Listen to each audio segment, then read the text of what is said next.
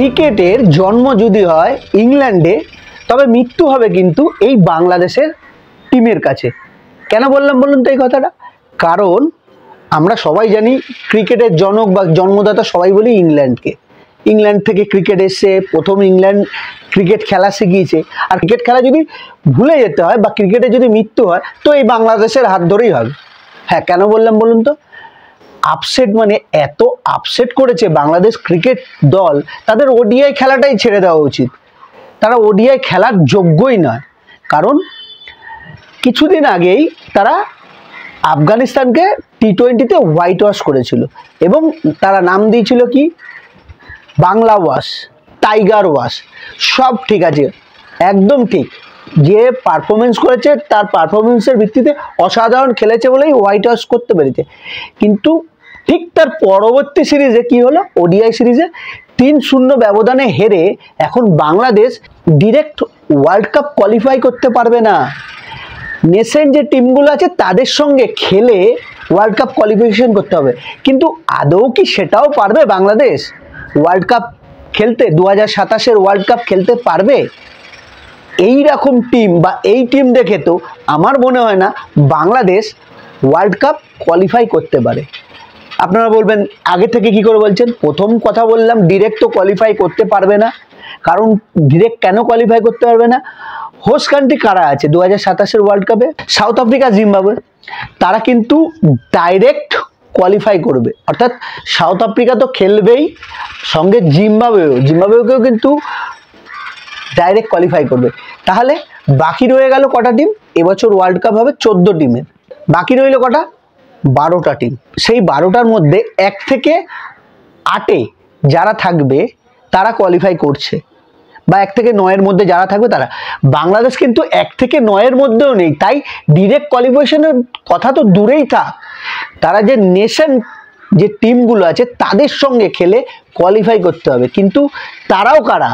দেখবেন তারাও বাংলাদেশকে বেগ দিচ্ছে। কারণ বাংলাদেশের এই যে ক্রিকেট খেলছে আফগানিস্তানের সঙ্গে, যে 3টে ওডিআই খেলেছে, সর্বশেষ ওডিআই অর্থাৎ 3 নম্বর ওডিআইতে টার্গেট দিয়েছিল আফগানিস্তান 293, আর বাংলাদেশ অল আউট হয়েছে 93 রানে। এটা কি ব্যাটিং? এটা কি একটা টিমের ব্যাটিং? আপনারাই বলুন। আপনারা বাংলাদেশের সমর্থক যারা ইন্ডিয়াকে নিয়ে, ভারতকে নিয়ে এত কথা বলেন যে আমরা কলা গাছকে, সেই কলা গাছ মামুনি কলা গাছকে সাপোর্ট করব, ভারতকে সাপোর্ট করব না। আপনারা ভালো খেলুন, ভালো জায়গায় যান। আপনাদের যারা ভালো প্লেয়ার আছে তাদের তো আপনারা রাজনীতি করে সরিয়ে দিয়েছেন। তাদের মধ্যে একজন হচ্ছে তামিম ইকবাল, সাকিবুল হোসেন, মুশফিকুর রহিম, মাহমুদুল্লাহ। এত ভালো ভালো প্লেয়ার ছিল যারা অবসর নিয়েছে, তাদের অবসর নেওয়ার কথা তাই নিয়েছে। কিন্তু তামিম ইকবাল কি বলেছিল জানেন তো? এই বাংলাদেশ টিম সম্বন্ধে, বাংলাদেশের বোর্ডের সম্বন্ধে কিছুদিন আগে আমি একটা ভিডিও করেছিলাম। তামিম ইকবাল বলেছিল বাংলাদেশ ক্রিকেটকে যদি ভালো করতে হয় তাহলে সবার আগে বাংলাদেশ বোর্ড থেকে পলিটিক্সটা দূরে করতে হবে। পলিটিক্স আছে বলেই আজকে বাংলাদেশের এই অবস্থা, এই হাল। বাংলাদেশ ক্রিকেট কি এই জায়গায় ছিল, বা বাংলাদেশ ক্রিকেট কি এরকম খেলেছিল? 2004 সালে বাংলাদেশ ওয়ানডে খেলতো, তাদের পরাজয়টা কত কম রানে হারতে পারে বা একটা ভালো জায়গায় গিয়ে হারতে পারে, সেই জায়গার থেকেও নিচে নেমে গেছে বাংলাদেশ। যেখানে 2025-এ এখন মডার্ন ক্রিকেট এসছে, বাংলাদেশ সেই 2004, 2002 সালে, 2003 সালে পড়ে রয়েছে। তো এই টিমের উন্নতি কি করে হবে? আপনারা কি করবেন?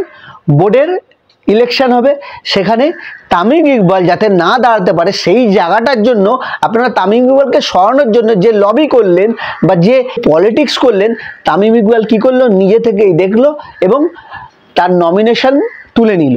তো এরকমই বাংলাদেশের যদি উন্নতি করতে হয় ওডিআই ক্রিকেট, এবং যদি 2027-এর ওয়ার্ল্ড কাপ খেলতে হয়, তাহলে কিন্তু তামিম, সাকিব, মুশফিকুর রহিম, মাহমুদুল্লাহর মতো যে ভালো ভালো প্লেয়াররা আছে তাদেরকে কিন্তু বোর্ডের সঙ্গে বা টিমের সঙ্গে যুক্ত করতে হবে।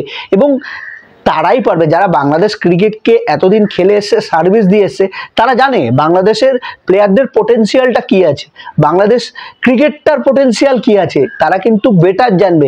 বিদেশি কোচের থেকেও তারা ভালো করতে পারবে। যদি বাংলাদেশি কোনো ভালো প্লেয়ারকে কোচ করা যায়, সে কিন্তু তার টিমটাকে সম্বন্ধে ভালো জানবে, সে তার দেশের সম্বন্ধে ভালো জানবে, তার দেশের ক্রিকেটটার সম্বন্ধে ভালো জানবে। তাই কিন্তু সে তার দেশটাকে বা তার টিমটাকে কিভাবে চালনা করতে হবে সেটা জানবে। ইন্ডিয়াতে দেখুন, ভারতের রাহুল দ্রাবিড় কোচ হয়েছে, গৌতম গম্ভীর কোচ হয়েছে, VVS লক্ষ্মণ কোচ হয়েছে, প্রত্যেকটা ইন্ডিয়ার যারা লেজেন্ড আছে তাদেরকে দিয়ে কোচিং করিয়েছে। বিদেশি কোচ করিয়েছিল, বিদেশি কোচ করায়নি এরম না, বিদেশি কোচ করিয়েছে, সব কিছু করিয়েছে। কিন্তু এখন যখন ইন্ডিয়া ভালো করছে, তাই যে জেনারেশনটা থেকে উঠে আসছে, আন্ডার-19 কোচিং কে করেছিল? রাহুল দ্রাবিড়, সাফল্য পেয়েছে। VVS লক্ষ্মণ সাফল্য পেয়েছে। সিনিয়র দলের কোচিং করিয়েছে, সাফল্য পেয়েছে। তো সেরকমই বাংলাদেশেও কিন্তু ভালো ভালো প্লেয়ার রয়েছে, যারা কিন্তু যদি তাদের টিমের হাল ধরে, তাহলে কিন্তু বাংলাদেশ ক্রিকেট ভালো হবে, ভালো হবে। আমি শুরুতে বলেছি জন্ম ইংল্যান্ডে, মৃত্যু বাংলাদেশে। সেটা যদি না দেখতে চান, তাহলে কিন্তু খুব শীঘ্রই বাংলাদেশের টিমের হাল ধরার জন্য, বাংলাদেশের এই যে প্লেয়ারদের নাম করলাম, সেই সব প্লেয়ারদের অবিলম্বে কিন্তু বোর্ডে বা টিমে হস্তক্ষেপ করতে হবে। আর এই জন্য কিন্তু সবার প্রথম তামিম ইকবাল যেটা বলেছে, যে বোর্ড থেকে, বোর্ডের যে লবিটা আছে সেই লবিটাকে সরাতে হবে, তবেই কিন্তু ভালো জায়গায় উন্নতি করবে।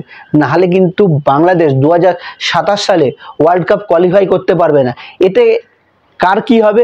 অনেকে বলবেন আপনি বাংলাদেশের, এতে কোনো ব্যাপার না, এতে একটা জায়গায় দাঁড়াবে, সেটা হচ্ছে বাংলাদেশ সমর্থক, যারা বাংলাদেশ টিমটাকে সমর্থন করে, বাংলাদেশের সাধারণ পাবলিক যারা খেলা দেখতে ভালোবাসে, তারা কিন্তু ওয়ার্ল্ড কাপে বাংলাদেশের খেলা দেখতে পারবে না, তাদের মনটা ভাঙবে, তাদের হৃদয়টা ভাঙবে। সেটা কিন্তু এই বাংলাদেশের টিম চায় না। এই টিমের ক্যাপ্টেনকে মেহেদী হোসেন মিরাজ যে ব্যাটিংটা করেছে, যে ব্যাটিং দেখলাম, এইটা কি আদৌ ব্যাটিং বলুন তো? বাংলাদেশ টিম যে ব্যাটিংগুলো করেছে, সেকেন্ড ওডিআইতে 192 টার্গেট ছিল, 102 রানের মধ্যে অল আউট। মানে আফগানিস্তানকে যে একটা চ্যালেঞ্জ দেবে, সেই চ্যালেঞ্জ দেওয়ার ক্ষমতাটা নেই। 293 রান টার্গেটে নেমে যদি 93 রানে অল আউট হয়, 200 রানে ম্যাচ হারে, এবং 27 ওভার সামথিং কিছু বল খেলে 50 ওভারের ম্যাচে, তাহলে আর কিছু বলার নেই। তাহলে এই টিমটা ওই যে জায়গায় আছে সেই জায়গায় থাকবে। হ্যাঁ, ওই কিছু কিছু সমর্থক আছে যারা হচ্ছে ওই কলাগাছ মামুনির মতো কিছু আছে, পাগলা ইমনের মতো কিছু আছে, যারা ওই বাংলাদেশের ক্রিকেটটা বোঝে না। হ্যাঁ, ক্রিকেট যারা বোঝেন তারা কিন্তু আমার এই ভিডিওটা দেখবেন এবং বলবেন কমেন্টে যে আমি যে কথাগুলো বললাম, সেই কথাগুলোর সঙ্গে আপনারা একমত কিনা। লজ্জা হওয়া উচিত, বাংলাদেশের লজ্জা হওয়া উচিত মহিলা মানে উইমেন্স টিমকে দেখে, যারা নিউজিল্যান্ডের সঙ্গে কি অসাধারণ ক্রিকেটটা খেললো ওয়ার্ল্ড কাপে। মানে টক্কর কাকে বলে? একে বলে টক্কর। আর সেখানে পুরুষ টিম মানে যারা মেন্স টিম, তাদের অবস্থাটা দেখুন, তারা 100 রানও করতে পারছে না। আর উইমেন্স টিম 239 রান করেছে এবং অসাধারণ একটি ম্যাচ উপহার দিয়েছে বাংলাদেশ সমর্থকদের জন্য। খেলা হয়তো সবাই দেখেছেন, উইমেন্স টিমকে সাপোর্ট করুন, আরও ভালো হবে। এই মেন্স টিমের যা অবস্থা, আমার মনে হয় না উন্নতি হবে, ওই মৃত্যুই হবে, মেন্স টিমের মৃত্যুই হবে। এছাড়া বাংলাদেশের কিভাবে উন্নতি করবে, আমার তো কোনো পথ দেখছি না। একটাই পথ, সিনিয়রদের সঙ্গে বৈঠক করুক বা সিনিয়রদের সঙ্গে নিয়ে একটা ভালো মিটিং করুক, যাতে 2027 সালে ওয়ার্ল্ড কাপটা অন্তত কোয়ালিফাই করতে পারে, সেই জায়গাটাকে দেখুক। কারণ ডিরেক্ট তো কোয়ালিফাই করতে পারবে না, করতে গেলে নেশন যে টিমগুলো আছে তাদের সঙ্গে খেলে কোয়ালিফাই করতে হবে।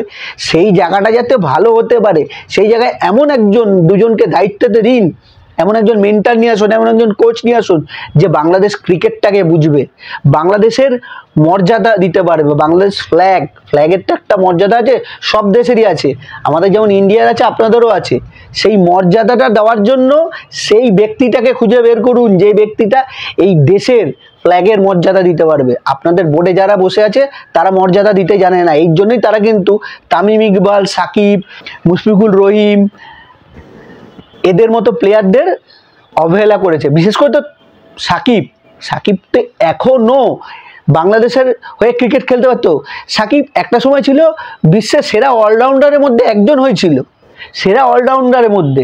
আর সেই প্লেয়ারটার সঙ্গে আপনারা যে রাজনীতি করলেন, যে রাজনীতি করে তাকে বাদ দিলেন, যেভাবে তাকে টিম থেকে সরালেন, যেভাবে তাকে দেশের হয়ে খেলতে দিলেন না, সেইগুলো ভেবে দেখবেন একবার বাংলাদেশ সমর্থকরা যে ঠিক বলছি কি না। যদি ঠিক বলি কমেন্টে তো অবশ্যই বলবেন। আর লজ্জার হাত থেকে বাঁচতে হলে বাংলাদেশ ক্রিকেটকে কিন্তু অবশ্যই খুব ইমিডিয়েটলি তাদের বোর্ডের চিন্তাধারা এটাকে চেঞ্জ করতে হবে। আমার সঙ্গে যদি একমত অবশ্যই কমেন্টে বলবেন। ততক্ষণ ভালো থাকবেন, সুস্থ থাকবেন। আর বাংলাদেশ ক্রিকেট সম্বন্ধে যেটা বললাম সেটা আপনারা কমেন্টে বলবেন যে আপনাদের কেমন লাগলো এই ভিডিওটা যদি ভালো লাগে আমার সঙ্গে থাকবেন, লাইক শেয়ার অবশ্যই করবেন, সাবস্ক্রাইব করে আমার পাশে থাকবেন। ততক্ষণ ভালো থাকবেন, সুস্থ থাকবেন, টাটা।